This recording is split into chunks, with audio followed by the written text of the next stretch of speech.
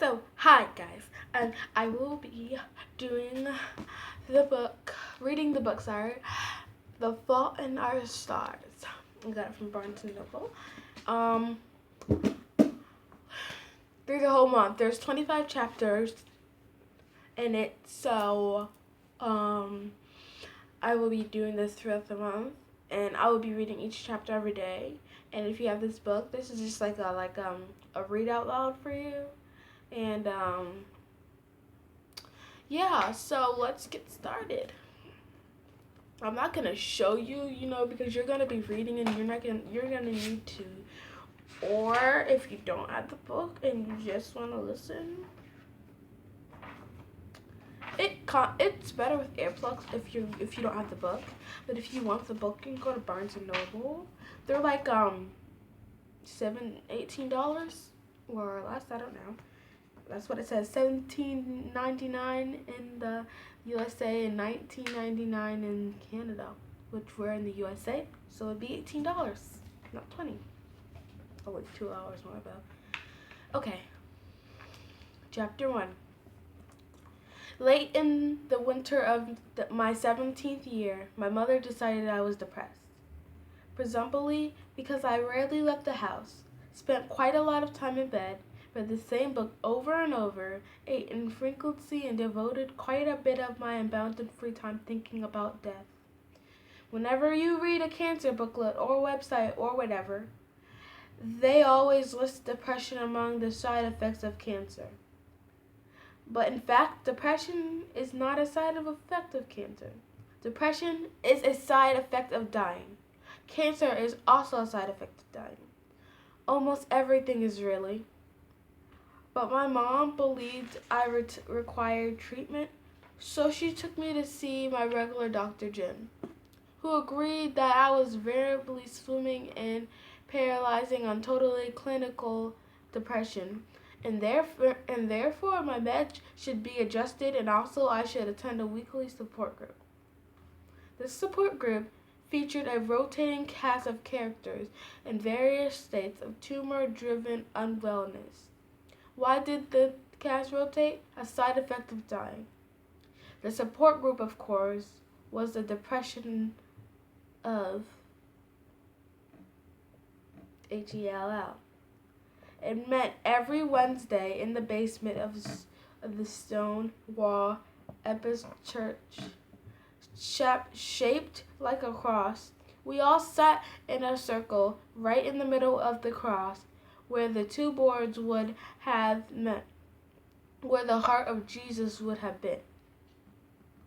I noticed this because Patrick, the support group leader, and only person over 18 in the room, talked about the heart of Jesus. Every freaking meeting, all about how we are young cancer survivors. We're sitting right in Christ's very scared heart and whatever. So here, how it went in God's heart. The 6 or 7, 10 of us walked, wheeled, and grazed, yeah. Just despite selection of cookies, lemonade, sat down in the circle of trust and listened to Patrick recount for the 1,000th time his depressingly miserable life story. How he had cancer in his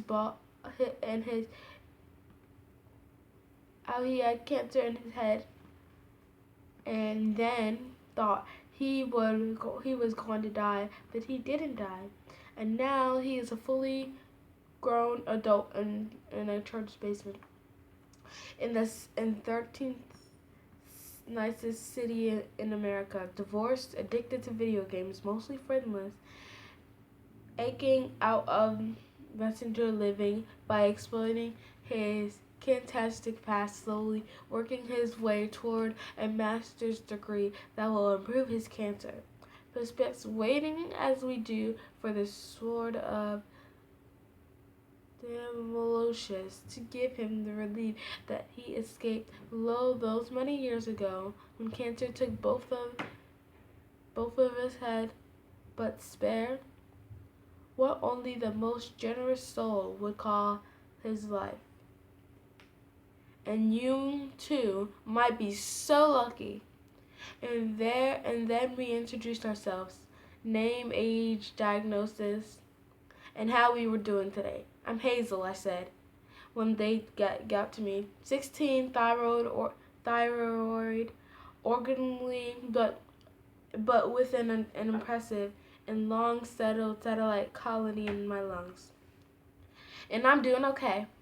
Once we got around the circle, Patrick always asked if anybody wanted to share, and then began the circle jerk of support. Everyone talking about fighting and battling and winning and shrinking and scanning. To be fair to Patrick, he let us talk about dying too. But most of them weren't dying. Most of them would live in adulthood as Patrick had, which meant that there was quite a lot of competitive about it, with everyone wanting to beat not only cancer itself, but also the other people in the room. Like, I realized that it was traditional, but when they tell you you have to say a 20% chance of living 5 years, the math kicks in and you figure that 1 in 5. So you look around and think, as a healthy person, what I got a 4 of these BASTARDS. Sorry guys, I cannot say the bad word, so I'm just gonna spell it because I can't say it. So.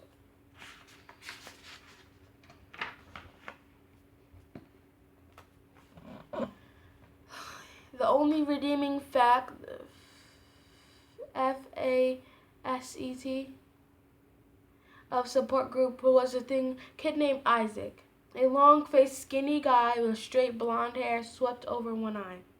And his eyes were the problem.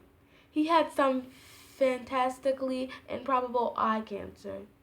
One eye had been cut out while he was a kid, and now he wore the kind of thick glasses that made his eye, both the real one and the glasses, one pretendingly huge like the one basically just the fake eye and this real eye staring at you. From what I could gather on the occasions when Isaac shared the group, a recurrence had placed his remaining eye in mortal peril. Isaac and I communicated also exclusively through sighs. Each time someone discussed an acid diet or snorting up shark fins or whatever, he glanced over at me and said, ever so slightly, I shake my head microscopically and exhale in response. Like, maybe she was bored. So support group blew, and after a few weeks, I grew to be rather kicking and screaming about the whole affair. In fact, on Wednesday, I made an acquaintance of Augustus Waters. I tried my level to get out of support group while sitting on the couch with my mom in the third leg of the 12-hour marathon previous seasons. America's Next Top Model, which immediately I had already seen, but this is what Hazel said in the mom. So this is Hazel. I refused to attend support group, mom. Only the symptoms of depression is diagnosis or something like that. I don't know, guys. And activities. Me, Hazel. Please just let me watch America's Next Top Model. It's an activity, mom. Television is a passively. Me, Hazel. Ugh, mom, please, mom. Hazel, you're a teenager. You're not a little kid anymore. You need to make friends, get out of the house, and live your life. Me. If you want me to be a teenager, don't send me to support group. Buy me a fake ID so I can go to clubs and drink vodka and take pot. Mom, you don't take pot for starters. Me. See, that's the kind of thing I don't know. If you got me a fake ID. Mom, you're going to support group. Me. Ugh. Mom, Hazel, you deserve a life. That shut me up. although I failed to see how attendance of support group meant of definition of life. Still, I agreed to go after not grading the right to record the 1.5 episodes of Incident I'd be missed. I went to support group for the same reason that I'd once allowed nurses with a minor 18 months of graduation election to poison me with occasionally named chemicals. Okay, guys, we are going to stop at page 8.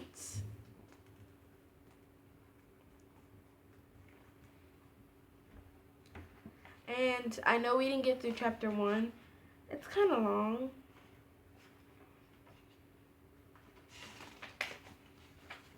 It's not that long, but it's kind of long. So we're going to stop at page 8. Close your books and fold it like this so we know where we're at. Come back tomorrow